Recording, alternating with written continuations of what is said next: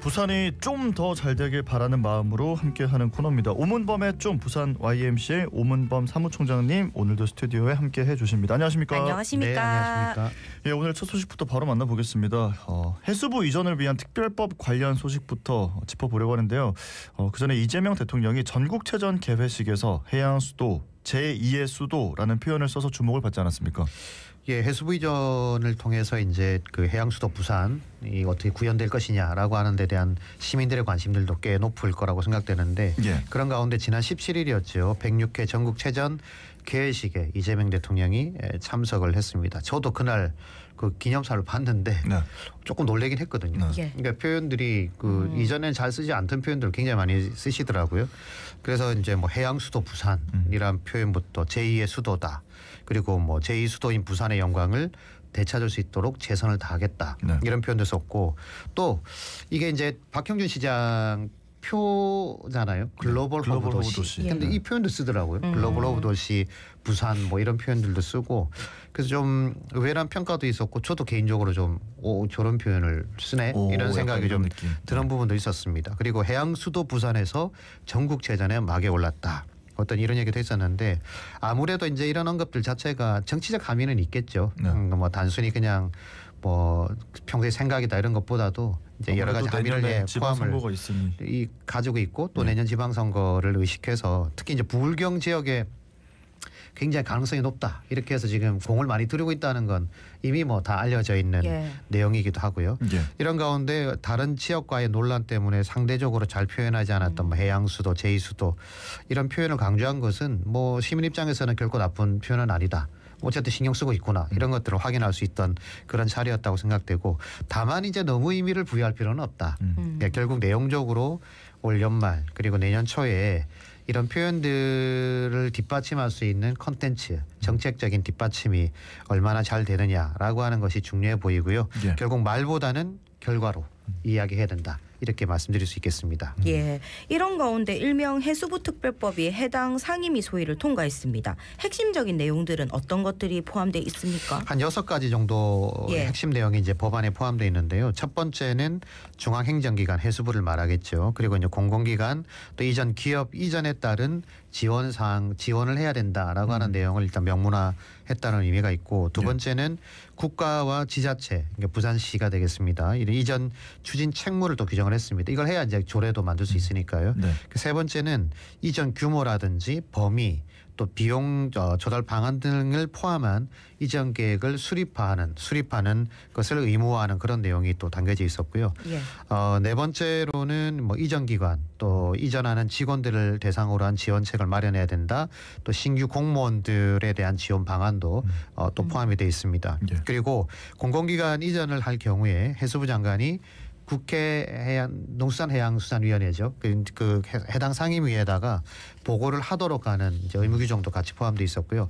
마지막 하나가 이제 그 산업행정 복합 기능을 담은 해양특화지구 지정제도를 이제 신설하는 내용이 있는데 이것도 뭐 여러 주장은 있었습니다만 사실 이제 요게 이제 법안에 포함된 건 조금 특이사항이다 이렇게 볼 수 있겠습니다. 네, 자 특별법이 필요하다 이런 이야기 많았지만은 해수부의 기능 강화 내용이 들어가느냐 들어가지 않느냐 이 부분이 논란이지 않았습니까? 근데 결국 이번 특별법안에는 해수부 기능 강화 이 부분은 빠져 있습니다.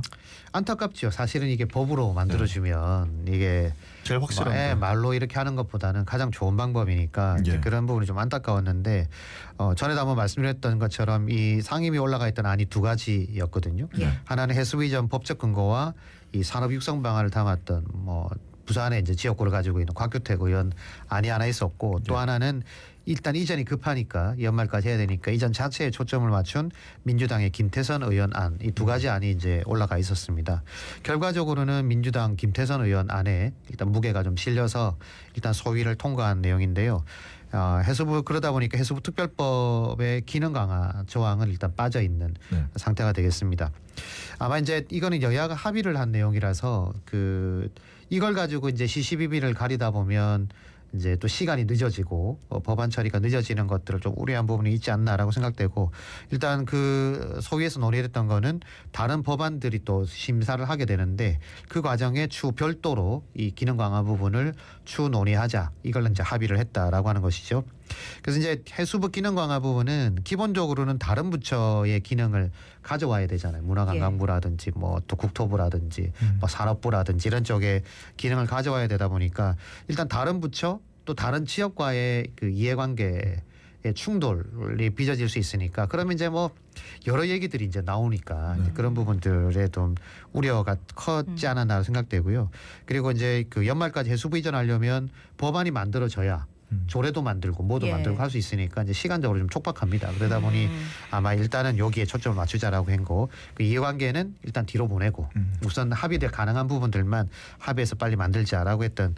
그래서 이제 이 내용을 보면 뭐 현실적으로는 이해가 되는 부분들이 분명히 있긴 한데 아쉬운 것도 분명하다 이렇게 말씀드릴 수 있겠고요. 일단 소위 회의에서 일부 뭐 전남이라든지 이제 말하자면 해양 도시가 있는 그런 지역에 있는 지역구를 가진 의원들이 굉장히 강하게 반발을 했다고 하더라고요. 그래서 이제 해양수산 관련 기관 기능들을 과연 부산에다가 소위 뭐 몰아주기 이런 식으로 하는 게 맞느냐. 그러면 다른 지역의 경쟁력은 어떻게 되느냐 이런 거에 대한 강한 불만도 드러냈고 그러다 보니까 아마 좀 더 나은 합의를 찾는 데는 어려움이 있었을 것 같다 이렇게 생각됩니다. 예, 해수부 부산 이전이라는 과제가 정말 쉽지만은 않은 것 같은데 지역 내에서 계속 기능 강화 없는 해수부 부산 이전의 한계에 대한 지적들이 있어 왔지 않습니까? 그 이제 누누이 말씀드리지만 해수부가 사실 큰 부처가 아니지 않습니까? 힘이 있는 부처도 아니고요. 이제 뭐 거의 뭐 꼴찌 비슷한 이런 이제 지위를 가지고 있다 보니 거기다가 부처 본 인력만 따지면 800명 조금 넘는 인원인데 이런 인원이 부산에 온다고 한들 과연 부산 경제에 얼마나 활성화될 수 있을 것이냐라고 하는 것에 대한 우려는 분명히 있는 거고요. 결국 관련 기관, 뭐 공공기관 또 그 HMN과 같은 민간 해운 기업들 거기에 이제 플러스해서 뭐 해사법원 동남권 투자공사 뭐 이런 어쨌든 해양산업 전반을 주도할 수 있는 역량을 결집시키는 게 굉장히 중요한 부분이다 말이죠. 거기에다가 해수부가 관할할 수 있는 역할, 권한들을 더 강화시키는 건 뭐 필수적인 부분인데 결국 그 다른 부처의 기능들을 좀 다 가져와 가지고 해수부가 이걸 주도적으로 부산을 기점으로 해서 우리 대한민국의 해양 또 물류 또 수산 기능들을 강화시킬 수 있는 이런 역할들을 하는 게 가장 좋고 이게 이제 법으로 보장되어서 1차적으로 처리가 되면 좋았지만 이게 안 됐다라는 것이 이제 좀 아쉬운 부분인데요.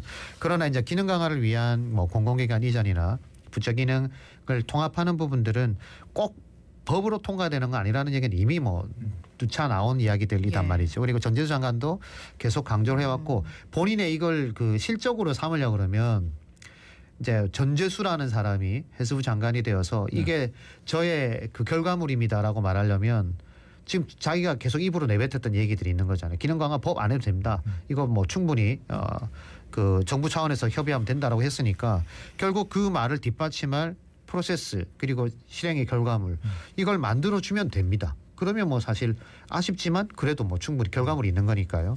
그러나 이제 우려점은 소위 부산에 집접되는 이 해양수산 기능을 타 시도나 정치권에서 바라보는 타 지역에 있는 국회의원들이 바라보는 시각이 저는 아쉽더라고요. 이걸 국가 경쟁력으로 보지 않고 지역 경쟁력으로 보고 있다는 게 되게 안타까웠습니다. 그러니까 이게 부산의 기능을 강화시키는 게 아니지 않습니까? 부산의 기능 강화는 곧 말하자면 국가적인 기능이 권한이 또 경쟁력이 높아지는 건데 이걸 부산 지역에 딱 제한해서 얘기하는 것이 굉장히 좀 안타까웠다라고 하는 부분이었고요. 결국 모든 지방이 그 어려운 상황인데 해양수도 부산이 과연 이 특정 지역의 이익으로만 바라볼 부분인가라고 하는 것도 고민을 해봐야 되죠. 이렇게 따지면 세종에다가 행정수도를 집합시키는 것도 그것도 우리가 좀 우려해서 봐야 되는 거 아닙니까?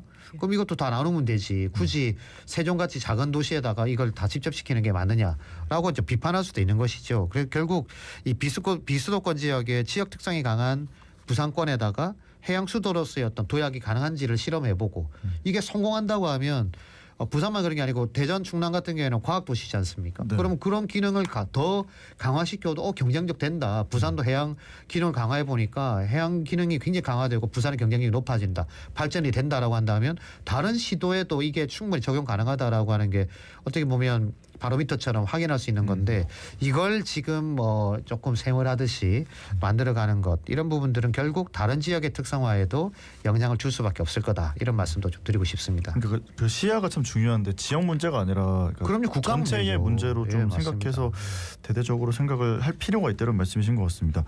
자, 이런 가운데 부산시에서는 부산 상의와 함께 해운기업 이전 추진위원회를 발족했고 회의를 개최했습니다. 지난 화요일이었는데요. 어떤 내용들이 논의가 됐습니까? 예, 21일 날 첫 회의를 했는데 일단 해수부가 그 이전 로드맵을 지금 만들고 있지 않습니까? 예. 12월 정도 되면 아마 전재수 장관이 이제 여러 가지 발표들을 할 걸로 이렇게 예상이 되는데요. 부산시도 당연히 준비를 해야 되겠죠. 그래서 이제 관련돼 있는 뭐 전문가 기관들하고 해서 한 20명 정도가 이제 그 위원회를 만들어서 회의를 진행을 했습니다. 예. 그래서 이제 기업 이전 시의 이제 대책 그리고 지원 방향에 대한 이런 부분들 마련을 하고 또 해수부하고도 또 부산하고 부산시하고 이제 협의를 해야 되니까 예. 거기에 대한 이제 여러 가지 방안들도 같이 마련하는 것이어서 저는 뭐 바람직하다 이렇게 생각이 되고요.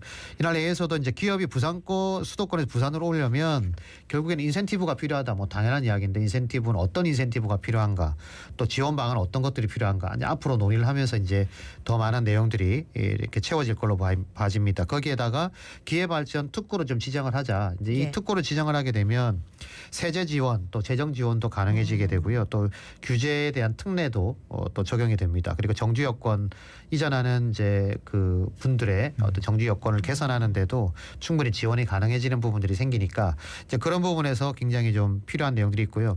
그리고 이제 이 선사들의 운영비 중에 가장 큰 비용이 드는 게 이 선박 연료 부분이라고 그러더라고요. 예. 연료비가 이제 많이 부담이 된다.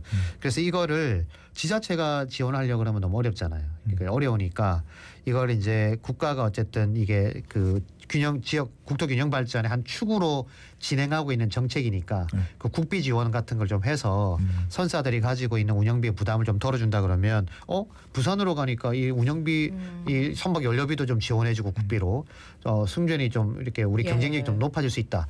이렇게 되면 훨씬 더 옮겨오기가 용이해지니까요. 그래서 그런 부분들을 좀 지원 혜택이 좀 필요하다. 이런 내용들을 얘기를 했고 그런 내용들이 아마 좀 해수부와의 논의 과정에서 좀 제한될 수 있지 않을까라는 기대도 있습니다. 예. 그 외에도 이제 관련 기관 업계 이제 이야기에다가 덧붙여서 해운항만 산학 협력 지구 조성이라든지 산업 육성 계획을 일단 그 만들 계획이라고 하는데요. 이런 부분들 좀 더 빠르게 좀 만들어서 기업 이전해 올 경우에 어떤 실질적인 대책을 어떤 걸 지원해 줄 수 있는지 네. 이 아픈 부분 또 간지러운 부분들을 잘 건질러 주면 기업이 옮겨오지 않겠습니까? 그치. 기왕이면 예. 자기들한테 이득되는 거는 뭐 당연히 하는 거니까요. 그래서 그런 산업 효과적인 측면들을 극대화시킬 수 있는 그런 내용들로 이 기회를 좀 잘 활용할 필요가 있어 보입니다. 예. 예, 해수부 발표가 예정된 연말까지 얼마 안 남았으니까 시나 지역 사회에서도 더 단단하게 준비를 잘해야 될 것 같습니다. 네. 자, 다음 소식은 박물관 관련 내용입니다. 국립중앙박물관 방문객이 500만 시대를 열었다고 하는데 이게 캐대언 돌풍 때문인 것 같은데요. 500만 대단하죠. 부산이 예. 그때 뭐 가장 빠른 300만 해외 관광객이 했는데 국립중앙박물관에 500만 지난 15일 기준이니까 이게 연말로 가면 더 많은 더 인원들이 일단 오지 않을까 싶은데요.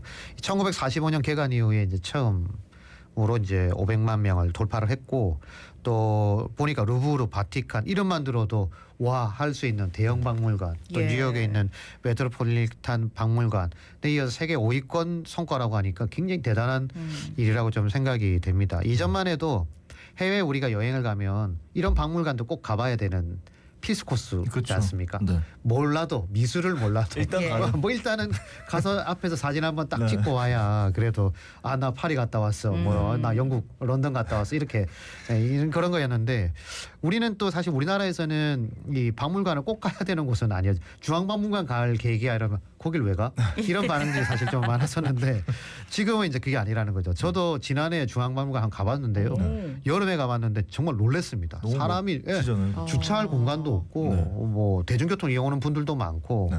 사실 대중교통이 그렇게 편리한 위치는 아니거든요. 네. 근데도 굉장히 사람들이 정말 바글바글하다는 예. 표현이 될 정도로 굿즈샵에 가보니까 사람에 떠밀려가지고 구경도 못 하겠더라고요. 예. 그 정도로 뭐 사람들이 엄청 많았는데 올해는 사실 더 했잖아요. 네. 이게 이제 캐대언 돌풍과 더불어서 뭐 중앙박물관의 뭐 굿즈의 뭐 판매가 엄청나다고 얘기를 하고 있는데 이게 그럼 어떻게 이런 유럽 박물관은 좀 다른 매력으로 이제 접근을 한 특징들이 있는데요. 기본적으로는 일단 유튜브라든지 SNS에서 이 젊은층 가족 단위가 올 수 있는 굉장히 좀 접근성 있게 이런 홍보 마케팅을 굉장히 잘했다라는 생각이 하나 좀 들었고 여기에다 뭐 K-팝이라든지 웹툰이라든지 게임과 같은 이런 전통 문화와 현대 대중문화의 어떤 접목 이런 그 콜라보 이런 것들을 통해서 새로운 문화 공간으로서 그 가보면 진짜 되게 좀 최근에 가보셨어요? 가봤습니다. 네, 정말 다르잖아요. 트렌드가 다르잖아요. 이게 박물관이 맞나? 또 유럽에 있는 박물관하고는 또 전혀 다른 느낌의 그런 좀 공간적인 어떤 디자인 또 이런 것들이 좀 보여져서 굉장히 좋았는데 요즘 하여튼 굉장히 트렌디하다라는 표현을 좀 쓸 수 있을 것 같고 가보면 또 우리 문화에 대한 자부심 또 체험형 프로그램 또 감각적인 콘텐츠 이런 내용들이 접목되다 보니까 이 국립중앙박물관의 매력을 정말 뿜뿜 뿜어낼 수 있는 그런 좀 매력 있는 공간으로 바뀌었다 이렇게 볼 수 있겠습니다. 그리고 그 나라의 랜드마크 관광 랜드마크가 그냥 건축물인 것보다 그 박물관 이런 게 랜드마크면 좀 뭔가 좀 뿌듯하잖아요. 그렇죠. 자부심 느껴지죠. 네, 맞습니다, 맞습니다. 자 이렇게 국립중앙박물관의 변신 정말 뭐 기분 좋고 놀라운 일이기는 한데 이제 우리 부산 입장에서는 부산시립박물관을 떠올리게 되고 좀 또 비교를 하게 되면 아 우리 또 좀 분발해야 될 것 같은데 좀 초라한 느낌도 들고요. 좀 작죠. 일단 규모가 작고 그리고 이제 위치적으로 봤을 때 유엔기념 평화기념공원 옆에 있으니까 사실은 이거 같이 좀 시너지를 낼 수 있으면 굉장히 좋겠다 이런 생각이 좀 많이 들었는데 그러면 좀 아쉽긴 합니다. 그리고 이제 국립도 아니고 시립박물관이기도 하고요. 또 최근에 그 부산박물관 혹시 가보셨어요? 이렇게 물으면 가보신 분 거의 없으실 거예요. 예, 부산박물관 이런 떠올리는 이런 생각들이 좀 있을 건데 올해는 광복 80주년 기념으로요. 사실 그 기간 동안 그 범어사가 원래 호국 사찰이거든요. 그래서 그 광복 80주년과 기념해서 이게 그 좀 그 특별 전시를 해서 저희도 행사할 때 같이 좀 가봤는데 굉장히 반응들이 좋았었습니다. 이게 이런 게 있었어? 이런 게 있었는데 아마 이 특별 전시를 했다는 걸 아는 시민들이 거의 없으실 거예요. 이게 홍보의 문제인지 잘 모르겠습니다만 어쨌든 공간적으로도 문제가 되겠지만 500만 명이 중앙박물관을 방문했는데 그럼 부산박물관은 얼마나 했을까? 50만 원 했을까? 사실 이거 찾기도 좀 통계가 좀 잘 안 나오더라고요. 찾기도 좀 어렵더라고요. 그리고 또 유명 관광도시들 가보면 세계적이진 않더라도 그 지역의 어떤 역사나 또 독특한 문화를 담아낼 수 있는 박물관을 찾을 수 있는데 만날 수 있는데 부산이 좀 그런 게 없다. 그리고 이제 부산에 사실 국립해양박물관도 있고 근대 현대 역사 박물관도 있고 또 일제 강점기 역사 박물관도 있습니다. 이거 아시는 분 계신지 모르겠어요. 부산박물관 바로 건너편에 있거든요. 예, 이게 조금 고바이긴 합니다만 거기에 또 일제 강점기 역사 기념관도 있는데 이런 부분들을 잘 알려지지 않은 것도 좀 안타까운 부분이고요. 그래서 중앙박물관을 가보고 만약 부산박물관을 가본 분들이 계시다면 아 이게 좀 초라하다. 좀 볼 게 별로 없다. 이런 선입견을 좀 가질 것 같아서 여기에 대한 보완이 좀 반드시 좀 필요해 보인다. 이렇게 생각이 좀 듭니다. 예, 공간의 활성화에는 자체적인 노력도 중요하지만 결국 확실한 지원 대책도 필요하지 않겠습니까? 아니면 뭐 스토리를 가지고 있던가 이런 거 말입니다. 제가 2022년도에 독일에 이제 이 졸페라인이라고 하는 곳을 가봤었어요. 발음이 좀 이상할 거여서 죄송합니다. 이제 졸페라인 이게 여기가 어디냐면 폐광이 됐던 지역. 이거든요. 그거를 이제 그 있는 그대로를 놓고 요걸 박물관으로 개조한대요. 굉장히 공간이 넓습니다. 가보면 정말 놀랄 정도로. 그래서 아 옛날 그 탄광이 한참 개발되던 그 시기에 그 역사나 현장들을 그대로 볼 수 있는 그런 곳이거든요. 그래서 아 이게 정말 관광객들이 줄을 잇더라고요. 여기도 굉장히 공간이 넓으니까 사람이 얼마나 생각되는데 가는 공간마다 사람들 관광객들이 많이 있더라고요. 그래서 야, 이걸 좀 그 탄광이 활성화되었던 시절의 기록들을 그대로 좀 이렇게 유지 보존해주고 있고 녹이 쓴 설비도 그 시절 그대로 보존하고 있더라고요. 이렇게 그 쓰던 모자 이런 것들이지 않습니까? 안전모. 그래서 아 그걸 보면서 야 이게 산업 현장의 이 순간도 여기다 스토리를 입히고 그 현장의 보존성과 그 감각을 입히니까. 이렇게 훌륭한 공간이 되는 거구나라는 느낌을 굉장히 강하게 받았던 그 기억이 좀 났었는데요. 실제 이제 그 이 중앙박물관 같은 경우에도 뭐 더피 호랑이 굿즈 유명하지 않습니까? 또 갓 키링 이제 굿즈 이건 그 별로 비싸지도 않은데 외국인들이 갓을 그렇게 좋아하더라고요. 그러니까 그걸 선물로 주면 막 놀란다고 하더라고요. 그래서 이게 그 뭐 매년 이렇게 다양한 굿즈가 인기도 있고 판매량도 엄청나고 근데 이제 이게 여기에 반해서 이제 부산 박물관에 두 가지 국보가 있는데 그 중에 하나가 이제 금동보살 입상이라고 하는 네. 그 이제 국보가 하나 있습니다. 근데 여기가 3D 프린트로 굿즈를 만들었다 그래요. 근데 예산이 없어가지고 이게 이제 기업 후원금으로 만들어 몇 개를 만든지 아십니까? 100개를 만들어 100개. 아이고. 국립중앙박물관 굿즈 판매액이 지난해에 212억 원이었다고 합니다. 예. 그러니까 올해 같으면 캐대언 돌풍까지 해서 더 많은 액수가 되겠죠. 훨씬 더 큰 규모가 될 건데 부산박물관은 관련 예산이 없어가지고 이 캐대언 호랑이 굿즈를 수작업으로 만들었고 판매액이 무려 88만 원. 아이고 비교하기가 좀 88억, 민망하네. 8억도 아니고 예. 88만 원. 비교하기 힘들죠. 예. 해외 관광객 300만 명을 자랑하기 전에 이게 소비할 수 있는 거리 공간을 좀 재창조하는 노력이 좀 필요하겠다. 있는 공간도 제대로 활용하지 못하면서 관광 자원이 부족하다고 해서 계속 멀쩡한 자연 자원들을 훼손해서 자원을 만들 게 아니라 이게 능사가 아니라 예. 있는 것도 좀 제대로 좀 만들어서 부산만의 독특한 부산의 굿즈 기억나기 잘 없잖아요. 예. 부산도 굿즈를 좀 잘 만들고 해서 있는 자원도 좀 재활용할 수 있는 예산을 좀 적극적으로 투자하죠. 현대미술관은 그래도 한 1억 가까운 돈을 만들어서 굿즈 판매액이 좀 되더라고요. 네네. 1억만 들여도 만들 수 있다. 그러니까 돈 없이 하지 말고 예산을 그런 데도 적극적 개발하는데 예산 투입을 좀 했으면 좋겠다는 말씀 드리고 싶네요. 그러게요. 또 그렇다고 해서 또 뭐 그냥 유행하는 거 그냥 따라가는 게 아니라 그 우리만의 부산만의 것, 독특한. 좀 고유한 그런 네. 것들을 잘 개발해야 되지 않을까 하는 생각이 듭니다. 자, 마지막 소식 하나 더 빠르게 짚어보겠습니다. 내년 7월 국내 최초로 부산에서 제48차 유네스코 세계유산위원회가 열리는데 문제가 있습니다. 올해 정부 예산이 하나도 없다라는 뉴스가 연일 보도가 됐었는데 어떻게 된 겁니까? 이 주관 부처가 국가유산청이거든요. 네. 근데 세계유산위원회는 무려 196개 국가의 협약국 대표 또 유네스코 사무총장 고위급 인사만 해도 한 3,000명 가까운 인원이 내년에 부산을 7월에 방문을 하게 됩니다. 굉장히 큰 국제 규모의 행사죠. 예. 행사는 7월인데 당장 내년 1월과 4월에 유네스코 실사단이 부산을 방문하게 되는데요. 1월 방문을 한다면 지금 준비를 해야 되잖아요. 한참 그렇죠. 준비를 해야 한참 되면 여러 가지 준비할 게 꽤 많이 있는데 정작 국비 지원이 한 푼도 없다. 너무 좀 충격적이기도 하죠. 국가유산청에서는 내년 행사비 178억 원을 책정해놨다라는 말만 지금 되풀이를 하고 있다고 하는데 네. 그러면 올해 준비 예산 누가 쓰냐? 이거 부산시가 지금 하고 있는 겁니다. 물론 부산시도 유치도시니까 예산이 좀 필요는 하겠습니다만 네. 이것도 급하게 이제 추경과 내년 예산은 5억 2천, 8억 원 정도를 책정을 했다고 하는데요. 그러니까 지금 준비 예산은 5억 2천만 원으로 다 쓰고 있는 겁니다.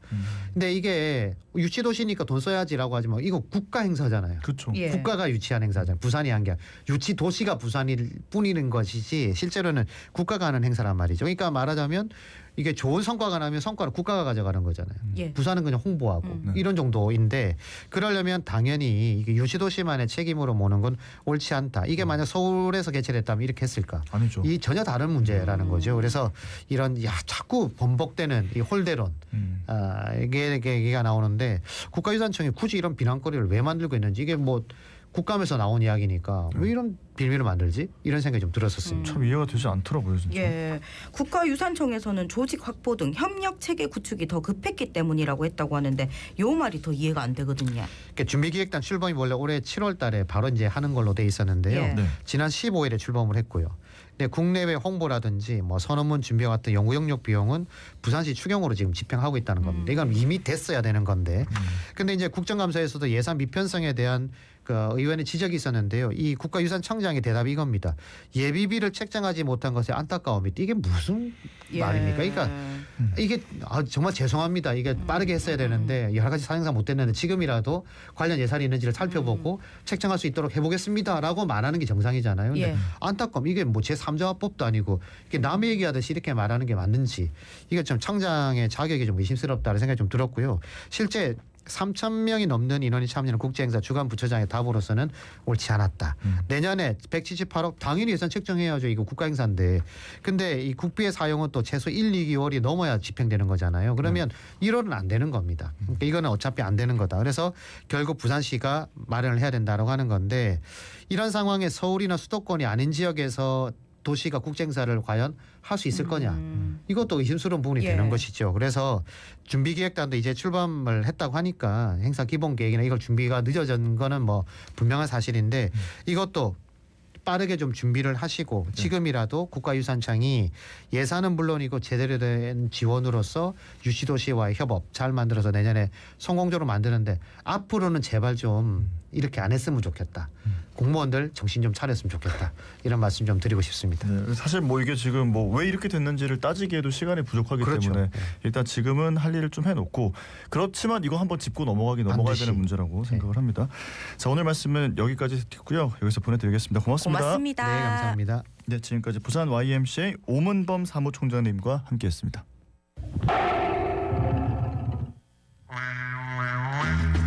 부산 오늘도 구름 많고 흐린 하늘 보이고 있는데 아침 저녁으로 진짜로